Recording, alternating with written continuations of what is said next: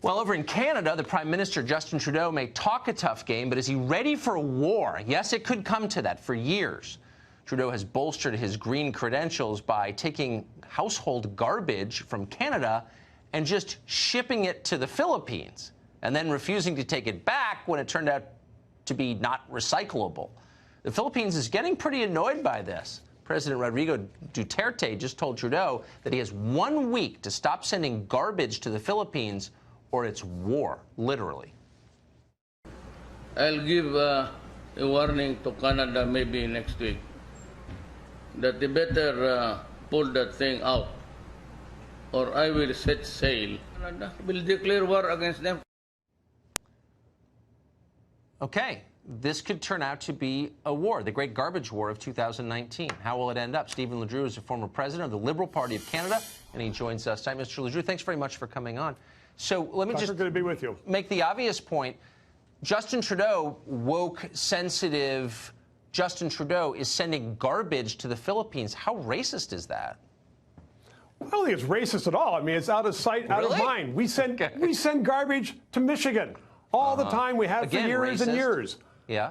Well, I don't think that's racist sent to Michigan. Obviously, somebody in the Philippines said when they were receiving it, we will take this garbage. You're going to pay us to take it, and they're doing so. Later on, they changed their mind. Just to clarify, in the United States, yes, when we don't like something, we just call it racist. It doesn't have to be actually racist, but that's just so you know how we talk now. So it's just that's racist, means Tucker, I don't like it. Okay, but Tucker, we aren't worried at all about war because we live next to you. I'm certain that President Trump is going to help us out if they declare war on us, and we have an early warning system. It's going to take a long time to get those ships from the Philippines to the West Coast. I wouldn't be so cocky. I wouldn't be so cocky. Hold on. No, the Philippines, first of all, has a population. They're actually, the population of military-age men in the Philippines is equal to the entire population of Canada. Canada is 22% French. You know what percent French the Philippines is? Zero. Zero. Huge zero, right? That's a massive advantage. No French people, that's an advantage in war. The obesity rate in Canada is sky high. There's no obesity in the Philippines. Like, they could actually beat you. At that point, no, they can't. How would you First feel? Of all, we have so many Filipinos in Canada. First of all, he is not going to shoot on his own people. So that's the first thing. This is President Duterte. He executes drug dealers in the streets of Manila himself. So, like, but they aren't drug dealers in Canada. They're nice people. They come to Canada, and they fit into our society, and they work hard, and they build futures. So it's nothing to do with drug dealers. I think this is a problem that Trudeau is going to say, it wasn't me. It was the earlier government. It was those bad guys who were in power before me. Because, as you know, Tucker, he is under a lot of strain these days. He hasn't been successful.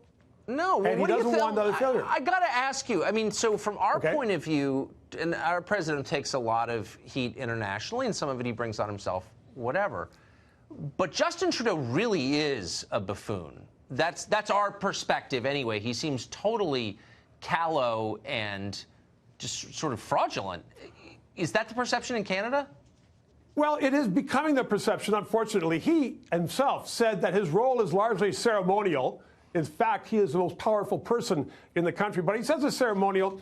And in fact, on one of our national news magazines last week, they had a picture of Trudeau, imposter, across it. So that's something that wouldn't have happened in normal times. It all started when he played Mr. Dress-Up and went to India, and the whole world was laughing at him. You remember that. I remember very well. That's why I was shocked that he would send his garbage to the Philippines. A struggling third world country needs more Canadian garbage? I mean, it just seemed so insensitive. And that seemed like, I don't know, that seemed like a form of colonialism, garbage colonialism. I don't think it's a question of insensitivity. You know, Tucker, our prime minister is very, very sensitive. Why is he sending his hair gel bottles to Manila? It just seems like white privilege to me. I'm just throwing that out there. Stephen, great to see you tonight. They made a lot of money, Tucker. It's racism. Good to see you, man.